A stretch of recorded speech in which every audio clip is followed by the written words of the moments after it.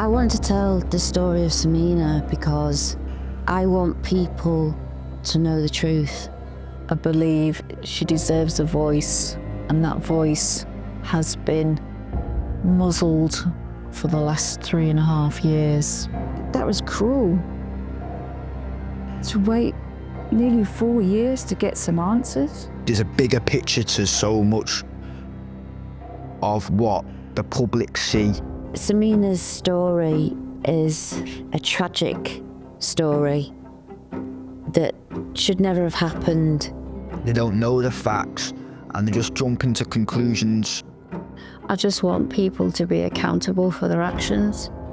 I'm hoping that things will change, even if it just save one child.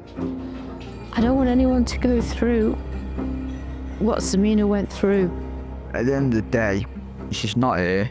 I want people to give the family the peace that they deserve.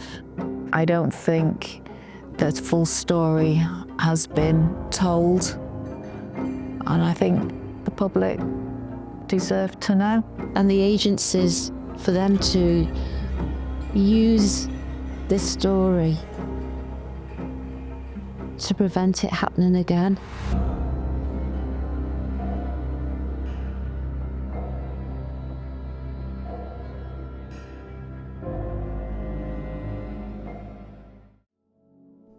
Southport, a seaside town known for its Victorian charm, quiet streets and coastal beauty. But behind the picturesque scenery lays a story which shook this community to its core. This is the story of Semina Halliwell, a young girl full of life, dreams and laughter, a girl who should have had a lifetime ahead of her. But in 2021, at age just 12 years old, her life was tragically cut short. What happened to Semina? What was missed? And why did a system meant to protect her fail? Through the memories of those who knew her, the voices of those who sought justice, and the inquest which followed, we uncover the truth behind her story. A story of innocence, trauma, and a fight for accountability. Because when a child's voice goes unheard, the silence speaks volumes.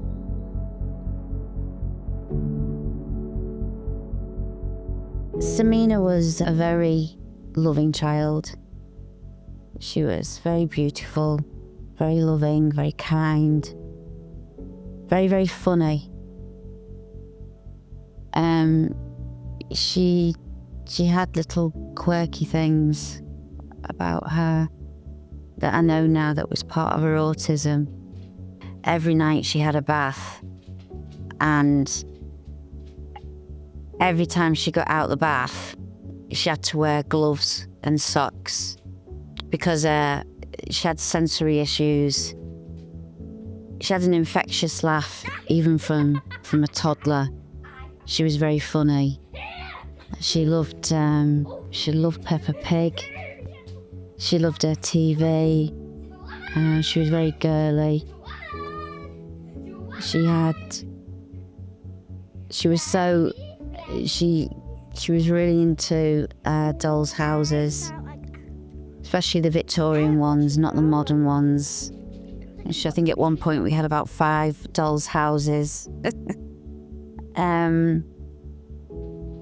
She was just a very innocent, loving, normal little girl. She was just... And she was beautiful. She was very beautiful. From when we were younger, we were always seen as twins, really, even though we were a year apart, because she was born the 18th of December and I'm the 2nd, so there's 2 weeks apart from us. And then when we were little, we had a double pram, kind of, so we were always together.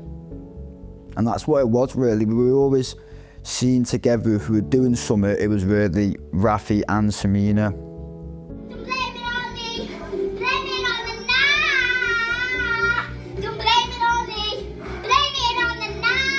The first time like we actually interacted was in reception, and I ended up missing a birthday party, and Rachel invited us round for dinner. And at the time, someone lived on Preston, I'm pretty sure, yeah, Preston Road themselves. So I went round that day, and then it was just like click straight away. And then all the way throughout primary school, it was just inseparable. We became friends in like year 6, I think it was, in the summer, and we just like had mutual friends. Like she was friends with people I was friends with, and then one day we just all went out as like a big group, and me and Semina just clicked and became dead close, and we were just inseparable and used to stay at each other's houses all the time and just do what girls do under that age and just spend loads of time together. Even though I never said that I was, she would tell me all the time that I wasn't fat.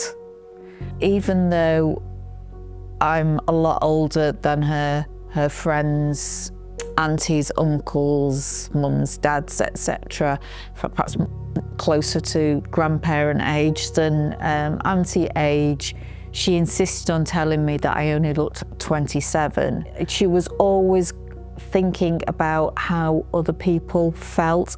It was important to Semina for other people to feel happy. Probably a memory that will always stick with me as well was we used to stay in the same room. I made a bunk bed. I was at the top and she was at the bottom. And one night she came in with like felt tip pens and I think it was chalk and all sorts, because she used to love whiteboards, she used to love drawing, she used to love pretending to be a teacher. So when she came in, she showed me what she brought, and obviously I wasn't surprised because I was seeing her around the house with it. And the next minute, she started drawing on the walls. It just started drawing all over the walls, all sorts.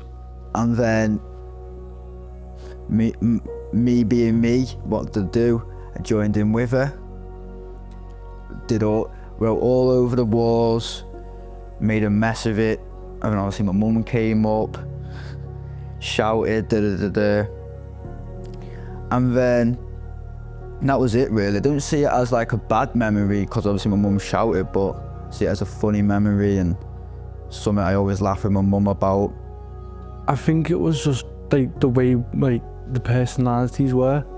Like at the time we were all really like energetic people, and we'd always just have like, every time we were together it was like nothing mattered, and it was like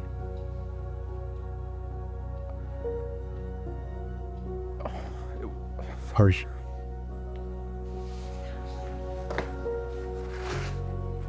It just felt like all around it was like there was no like worries in the world. We would always just have the best time when we were all together, and it was just indescribable how good it was and like how funny times were, and we'd always have a good laugh. There was times where we used to like always watch horror films and then like get dead scares because we were just really young. And we used to like come downstairs and like get dead freaked out by everything and like the dogs, and it just used to be terrifying. And I remember once she came downstairs to get me a drink and I was walking down the stairs. Serena used to do this thing where she would put her hair over her face. And she stood at the bottom of the stairs and she had like thick black hair. She put all like her hair over her face and just stood there, and I like screamed the whole house down. And chased us around the kitchen. She always said that she wanted to travel America. It was a country she always wanted to go to. And she was convinced that she'd be living in Manhattan. And she used to make me laugh because she'd say, I'm going to train to be a dentist because the money's in LA, because everyone wants white teeth. And I said, why a dentist? And she says, you get paid to knock people's teeth out. What's not to love? So I said, right, okay. I think you do more than knock people's teeth out, and I don't think they would appreciate you knocking their teeth out. She says, it's okay because she says, I'm going to be a dentist in LA and they'll want me to knock their teeth out because they all want white teeth and I'll be putting new teeth in and they would be shiny white teeth and they'll pay me a lot of money. Her thought pattern of what she wanted to do with her life was so far removed from, I suppose, what the normal child would probably say. But you know, to go and live in Manhattan and then to be a dentist in LA is just just so funny. One of my fondest memories of Semina was the day of her Holy Communion. She looked absolutely beautiful. She was so happy to be there. It was so beautiful to watch her with all her friends playing as you know the day went on. The party went on late into the night and we partied and we danced and we sang, and she was just really good in terms of, she was fun, she was always up for dancing, she was a beautiful dancer, she was always up for singing, jumping on Snapchat, doing all the funny faces. So she was really good fun to be around. But as time went on, everything was lovely. They played happily. And then by the time Rafi went to school before her, because he was a year above her. And then when she went, she couldn't wait to go to school. She joined our school when she was 4. Her brother had already started, and so our first meeting would have been her first visit. We had a couple of sessions before the children joined our school as they transitioned from nursery into school, and that would have been the first time I met her. But Semina quickly became known to us. She was such a lovely girl. She had a wonderful personality, and that became evident quickly, and we were privileged to have her in our school. She was a year below me, so yeah, I kind of saw it as like a big brother perspective of like always looking out for her, always protecting. Not in the sight of there was any problems in primary, because no, we were all little children and we were all being kids. But if I could speak for Semina's behalf, I'd say I know definitely that Semina's best times of the years were in primary, and obviously same for me. You were just living. St. Patrick's was wonderful. There was a heaven for any children.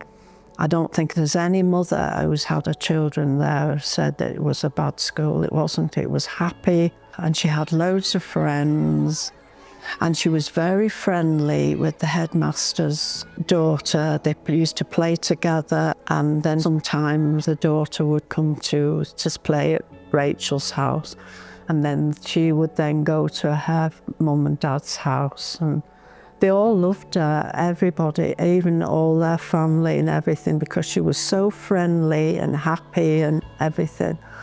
She felt comfortable with either me or George being around. Like, she wasn't scared of talking to people, she was just like free. The confidence was very, very beyond mine. Yeah, she just say it how it is. And that's even with me. If she didn't like something, to say how it is. If I did something wrong, to say how it is. But that's Semina, really. She had a great sense of humour. She enjoyed laughing. She had a great laugh. I don't recall ever an occasion where she didn't enjoy or want to come to school. She was sensitive as well. She had a really lovely balance of a sense of fun, kind and friendly, but she wasn't overconfident. She had anxieties as well. When I spoke to her about what she enjoyed at school, and she talked about liking science, which I thought was the most bizarre response. You know, what child says they like science? And I said, oh, you know, what is it about science that you like? She says, well, I get to talk in class. And I thought, well, actually, this isn't about science. This is about the fact that she gets to do what she loves doing, talking. And she says, the only thing about science is that I don't understand about those little round things. And I said, oh, I don't know what you mean by these little round things. She says, you know, the things that are everywhere, they're bouncing around everywhere. So I said, do you mean atoms? She says, that's it. She says, yeah, I don't get them. I said, I think they're fundamental to science, Semina. You're going to have to get a grasp of those if you're going to go further with science.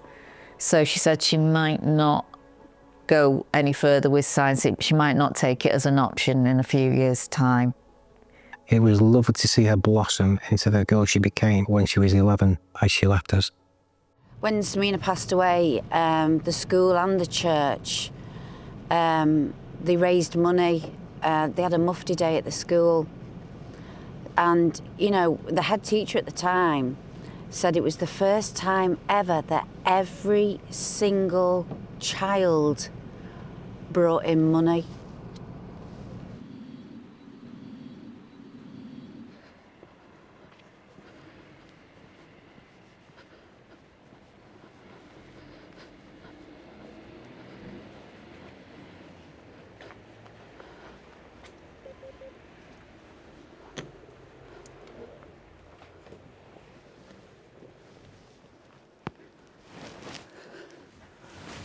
Hiya.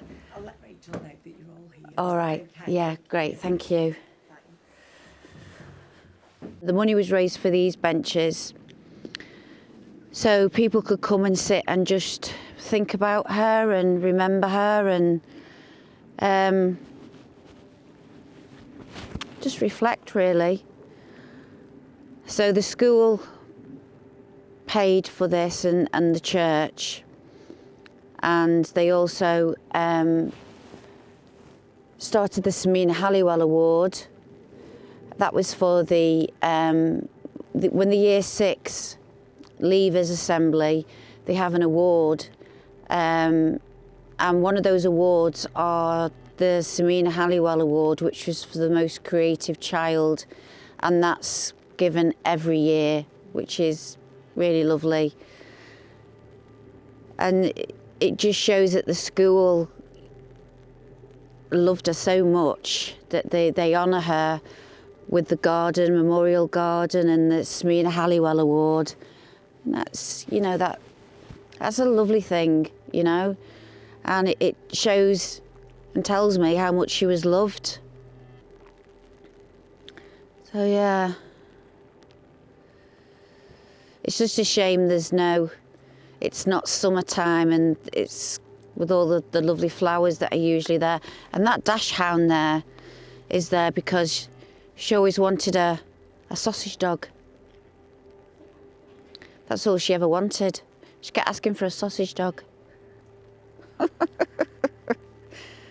I'm sure she's playing with lots of sausage dogs now in heaven. Yeah. So, it's lovely. Really lovely. I can't thank the school enough. This school was the best days of her life, starting in reception all the way up to Year 6. It's a beautiful school. Teachers are so lovely. The kids, you know, they were just great kids, and it was just really, really happy times. There was never ever a problem.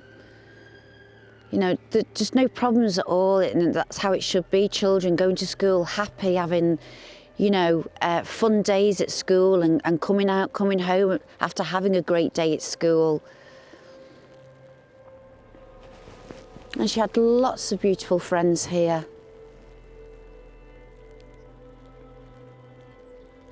Oh yeah. There's a school community who were keen that her memory, there was a visible memory for us and of course for her family. And one of the ways as a community we thought about doing that was with her special remembrance bench and an area garden. And I know it meant a lot to her family and it meant a lot to us because Semina was important to us and she should never be forgotten. Father John! Oh, is it? Father John. Oh, God. Father John! Wonder if we can get him, He gave a load of money. Father John. Celebrated Mass with your dad. Oh, Good to see you lovely. and praying for your mum and for all the family. Good to see you. Okay. Good morning to you. We were just going to the memorial How garden lovely. and saying about the school and the church Yeah. that put money into for a memorial garden and Yeah. how beautiful it is. Oh, it's gorgeous. Absolutely gorgeous. And this is for the documentary. This Oh, all right. they're doing a documentary on Semina. Well, it's gorgeous, and that's beautiful, Semina. Our I know. lovely Semina is always in our hearts, and you're all in our hearts always, Thank you, and in our Father. prayer. Thank you, Father. So good to see you. And Love to you. all the family. Will do. Special hug to your mum. Oh, thank you, Father. God bless you. Take care. Oh, that was great timing. That was great timing. Hey. Just takes me back to when Semina was there, Rafi was there. Just lovely times. Special times. Because they've just come back from swimming. And I remember when Semina used to go swimming and Rafi used to go swimming. It was just lovely. It does make me feel sad, but I try and not let it take over and trying to think of all how happy she was, the happy times, rather than think of the sad.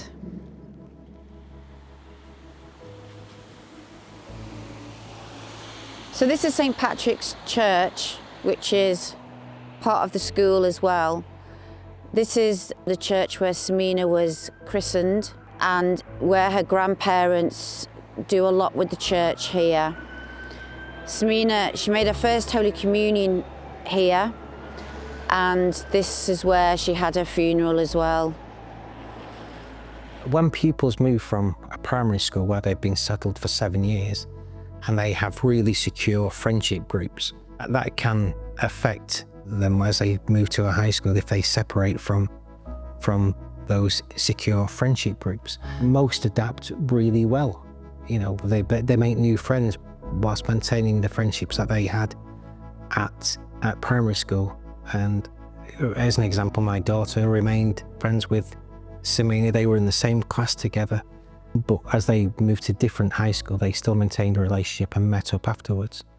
But some find that a struggle. I first noticed a change in Semina. She was in her last year at St. Patrick's School and we went into lockdown. And so they didn't go back to school. So she went straight on to Stanley High School in September. When she was at St. Patrick's School, she was really looking forward to starting Stanley. It was when she started Stanley that I noticed a change, and the change was overnight. At the end of year 6, I was in year 6, she was in year 5. I had like a big friendship group, right? And obviously I had mates who were a year older than me, who were in high school. They'd either come pick me up on the last day, on a Friday, and would go out, and I'd have like a big friend group and we'd all go out on like Saturday and Sunday. And I feel like the more went by, I think Semina picked up on it, kind of like that it was kind of like a popular group at that time, and we were always doing stuff, and I gathered that Semina kind of like wanted to be involved in it, but not involved in my group, if that makes sense, but like have like a taste of having maybe that attention. There was quite a big change when we got from primary school to high school. You could feel the change. She became a little bit more popular to older people and people of like around our age and that. And Rafi was quite known as well. So it was like, that's Rafi's sister, Semina. Obviously, when we went to the high school, and I was in year 7, that's when lockdown happened.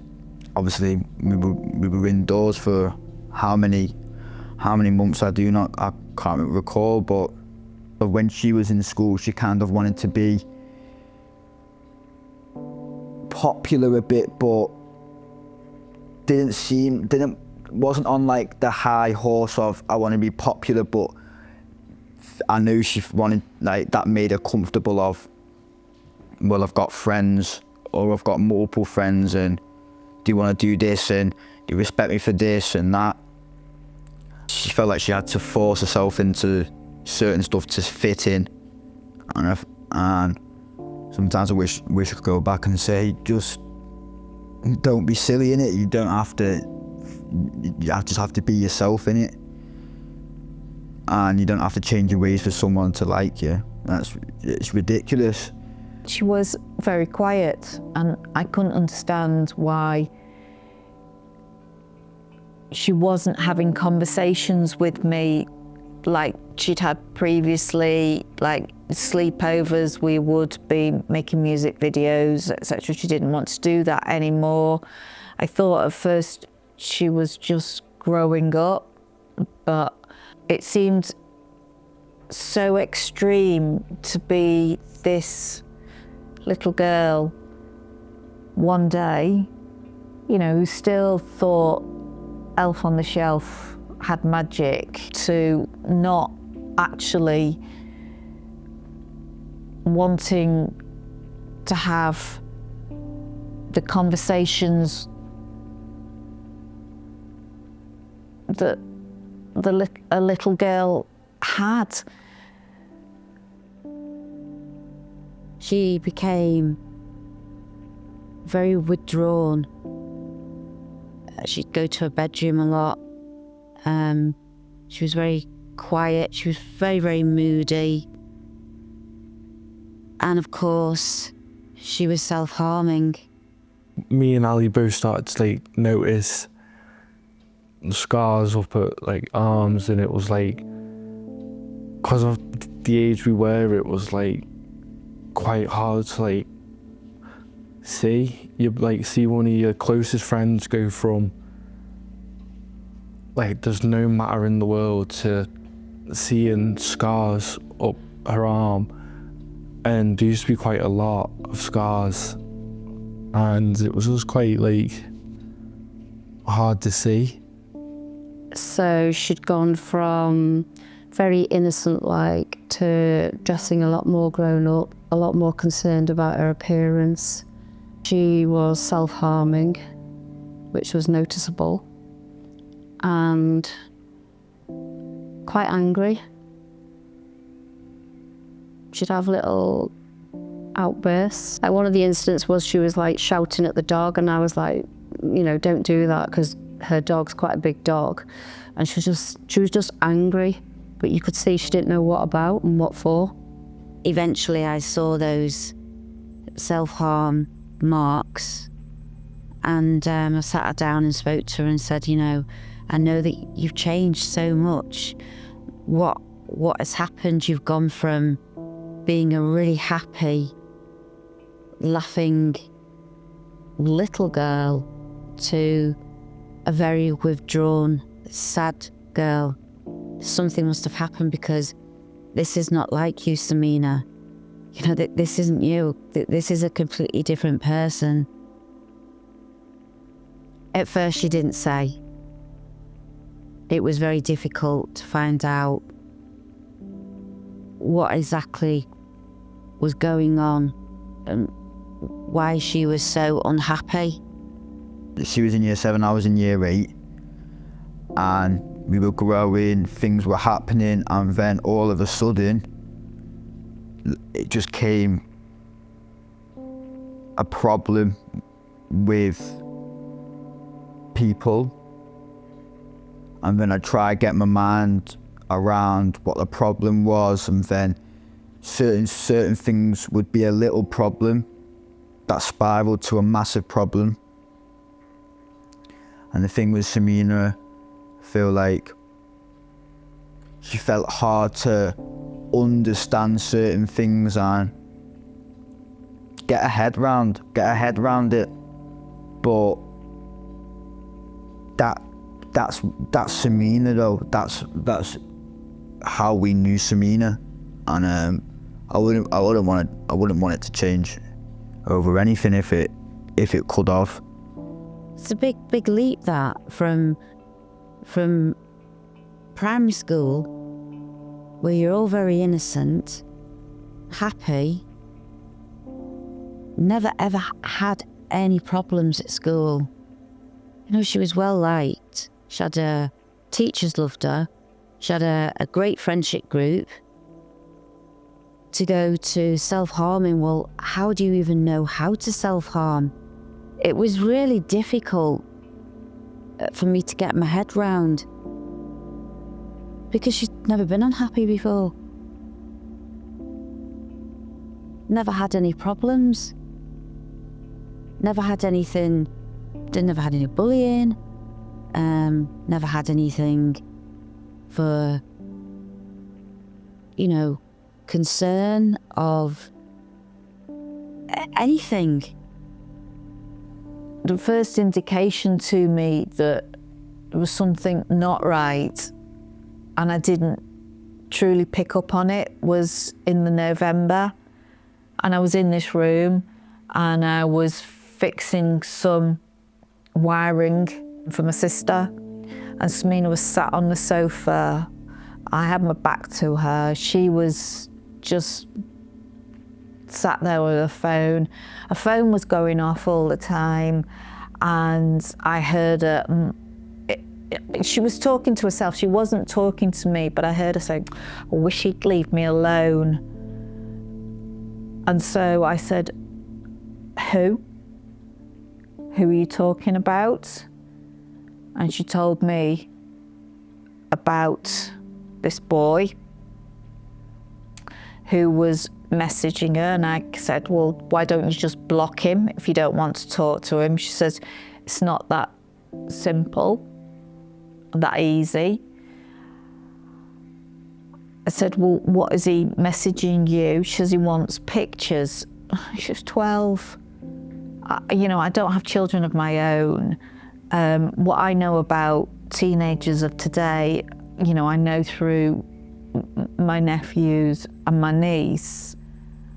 I just saw 12-year-olds today were 12-year-olds of when I was a 12-year-old. I never once thought that what was being asked of her was anything sexual. I thought he just wanted her to send him pictures of her because she was pretty. Well, she was more than pretty, she was beautiful. And I talked to her about giving away control by letting somebody have a picture of her.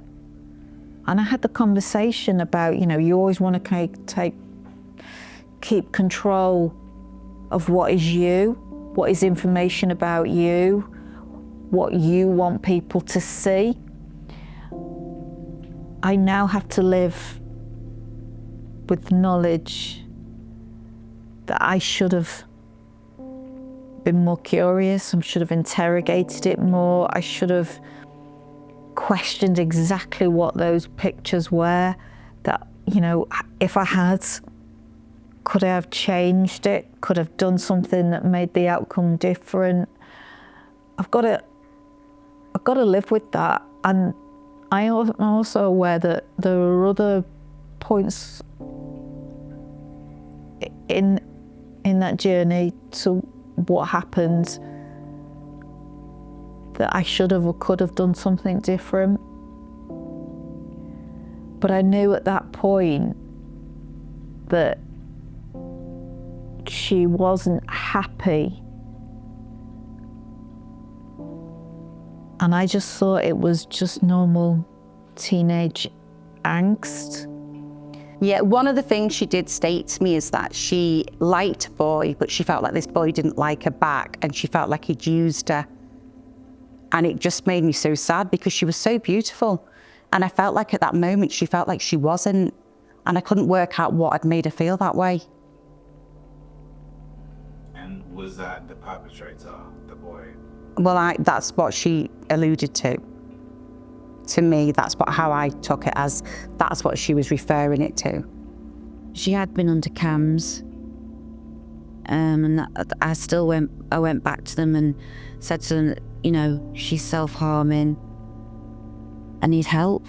She was seeing Mike Nugent at the time, and Mike worked really hard with Semina because he could just tell when you have face-to-face sessions with her that sometimes she would just give him a look and he'd know he wouldn't get anything out from her. You know, she just wouldn't speak. And then there were times when, you know, she'd talk 100 miles an hour. You know, and he'd comment afterwards and he'd say, wow, she's really, you know, she said a lot today, you know, wow, you know, it's been really good. You know what, to be fair, Mike worked really hard with Semina. And of course, he raised concerns.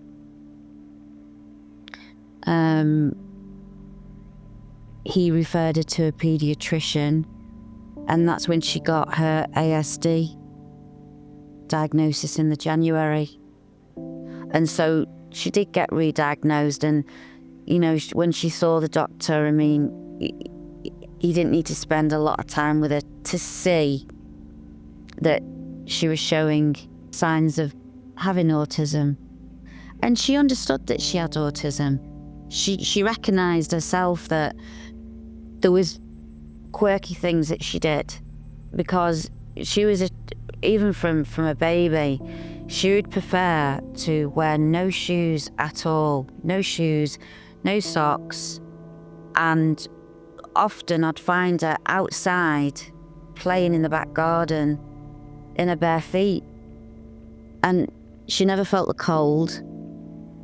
She didn't used to, it's hard to understand, but she felt comfortable with just nothing on her feet. And yet when she had a bath, because of where the water made her feel, she had to wear socks and gloves. It was sensory with Semina. You couldn't just buy her any clothes because she just didn't like the feel of them, you know, to cut all the labels out the clothes. She didn't like the feel of a lot of material. So she basically lived in leggings and shorts. And if she did find something that she felt comfortable in, then she wore it till it was too small. And then I would start buying that same piece of clothing in the next size up. And that's why I suppose, you know, all the videos you see of her for the last 2 years of her life is with the denim jacket on, because that denim jacket made, she liked the feel of it, so she wore it every day, constantly.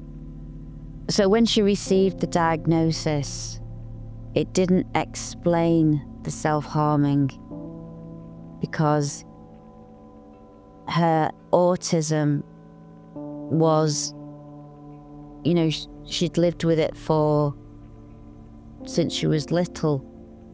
And so the self-harming was a very separate issue.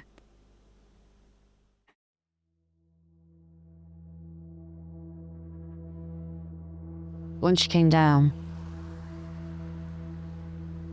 she sat in front of me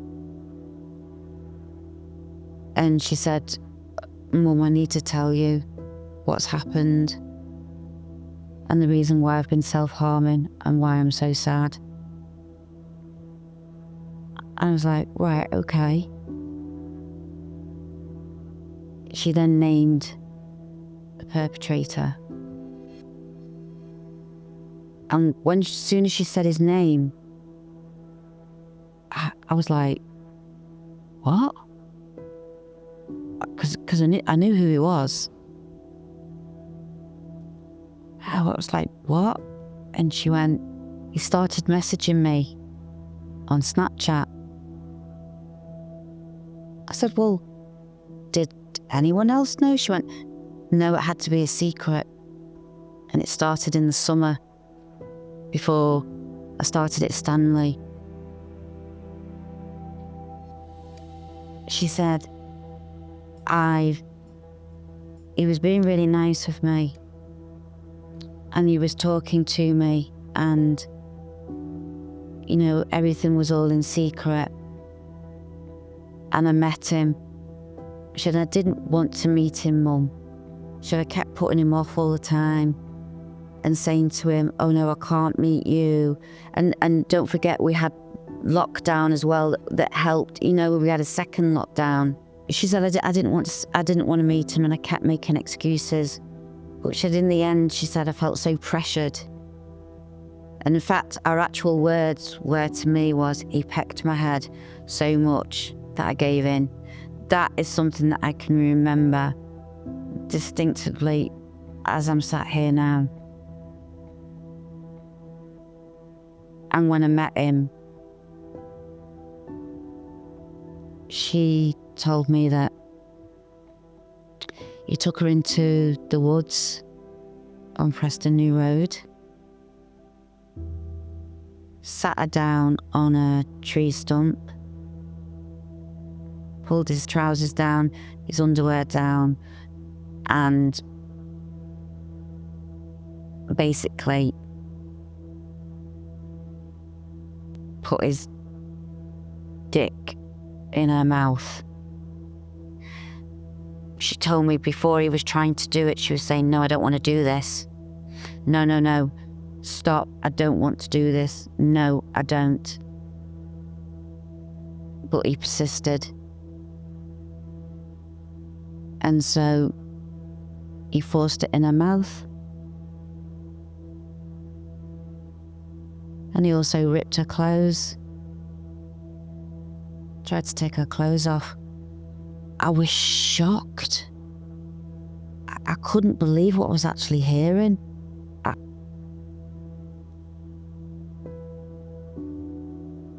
Even now, when I think about it, I have struggled to find the words to actually express how I felt. I just couldn't believe she was telling me this.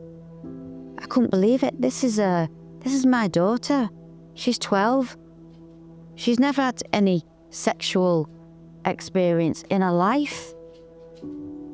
And here she is telling me that this boy that I know has been chatting to her for months on end, getting her to meet him because he wants to be her first. And my argument is, if that's not grooming, then if he really liked Semina, then why did it have to be in secret? Why did it have to be a secret? If he really liked her and he thought she was a very pretty girl, why would it have to be a secret?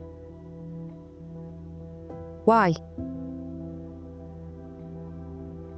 Because a key thing was, right, at the time of the situation, right, not about the assault. So I'd say year 7, I was mutual friends with this boy. I went to school with him.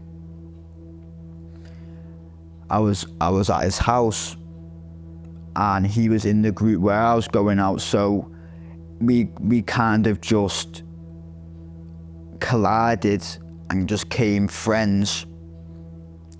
And that's why I realised she didn't want me to find out at the time, because obviously I was mates with him. And that's what hurt me the most. That's what was really, really like just bringing the emotion to her. She said to me it was just off-putting, it was strange. She couldn't get round her head why, like, he was mates with me but trying to speak to her on Snapchat, I had no idea. He didn't tell me nothing. I didn't know a thing, and that's what angers me the most, thinking about it now. I was literally in the middle of it, and I was clueless. She didn't tell me like exactly when it happened, but she told me a few days after. Just because I couldn't tell something was up with her, and I was like, what's wrong? Has something happened? And then she just kind of let it all out and told me. But I knew that something was going on with the boy because she used to tell me that he used to message her and stuff and just say dead weird things, like really sexual things, asking her for like nudes and stuff like that. And she used to tell me that she didn't really want to. And then I remember her saying like a few days before it happened that he kept asking to meet her, and he was like, just come meet me, don't be boring, and all this and that. And then a couple of weeks later, that's when she told me that she did meet him, and that's what happened.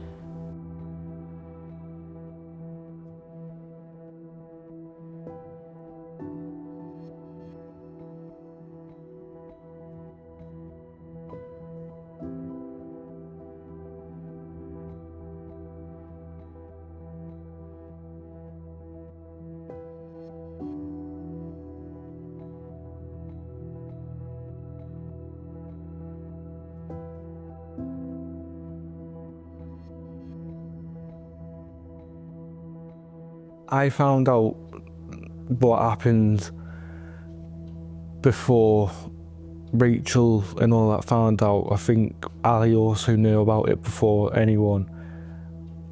And it was one of those things, you know, where like one of your mates would like say to you, just please don't say anything, and like to respect them, you don't.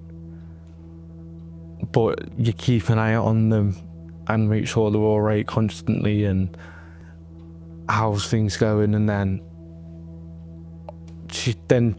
when she told her mum, Rachel came round to speak to my mum about it all and sort of like to figure things out and what to do and where to go from. And they asked me if I knew, and I just told them, I was like, I do know about it. And this is partially one of the reasons why I do kind of believe it, because it's not like she's just gone out there and told everyone. She's just told her closest friends first, for comfort, probably. And then obviously we got told not to say anything. So respecting her, we did, because Semina was like literally my sister, and like if we had a secret, we'd keep the secret type of thing. And obviously then when she told her mum, there was a relief, because it was like she's finally told someone, which is good. And like it's just mad to think that like there's people out there that will sit there and like not believe it, because it's like, especially when you've you've been there for it all and you've seen it all go on. It got me angry at the time when she'd turn around and said, I just gave in. I just gave in, and I met him. And I was just thinking, only if you told me though, only if you communicated with me before, and it would have never even got to that point of messaging him.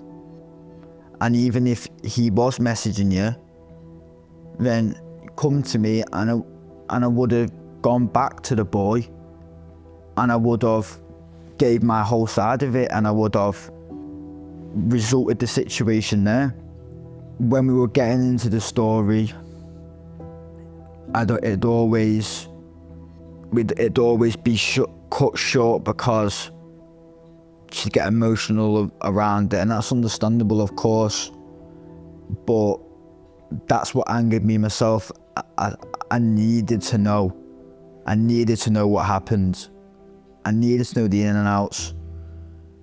And in the end, I did.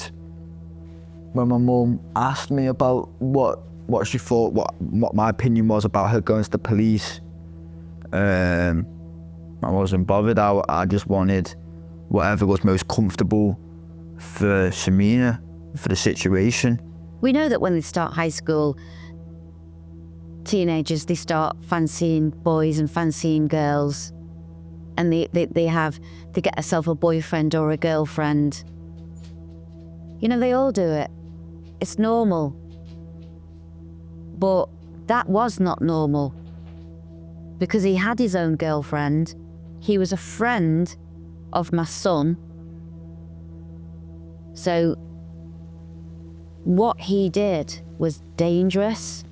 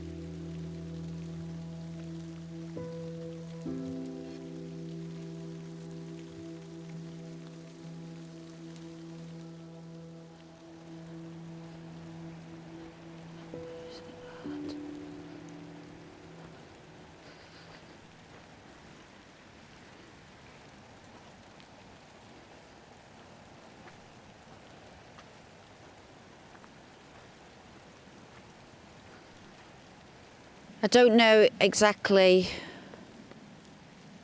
where it took place in here. She just said it was a tree stump.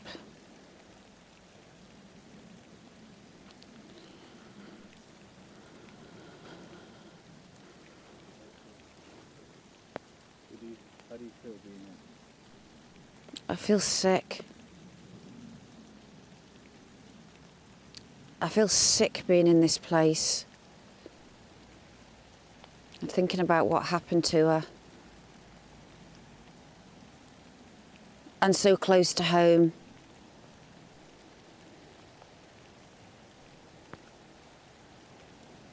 Just evil, just absolutely evil.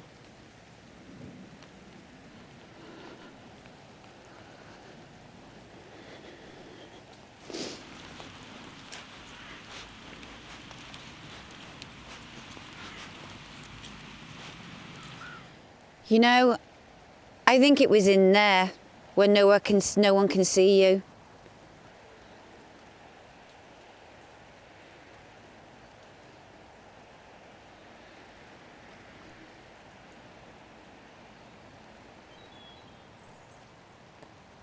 Oh, this makes me feel so sick.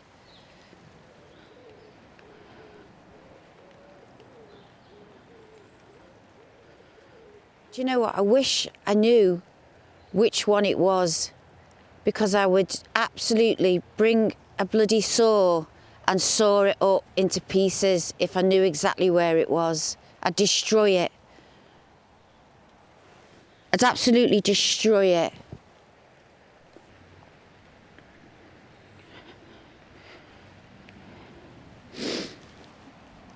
I mean, what kind of person takes a child into a place like this? I mean, look at it. There's only one reason why you take someone in here. There's only one reason why you would do that.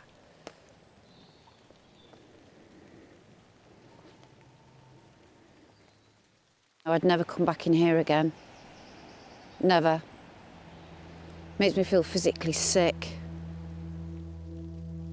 Rachel told me it was after Mother's Day, and Rachel told me I was working at home. I had an office at the end of the garden that I went to, and she came in to tell me, and she told me what had happened and what Semina had told her. And I said, you need to ring the police. I don't care what they're saying about being scared. This isn't going to stop. This isn't going to go away. It's going to be intimidation. You're going to have to ring the police. My second regret, I had to go onto a Zoom meeting. And I said, you go ring the police. I need to go on this meeting. I'm absolutely ashamed because I should have said, I'll cancel this Zoom meeting and we will do it together.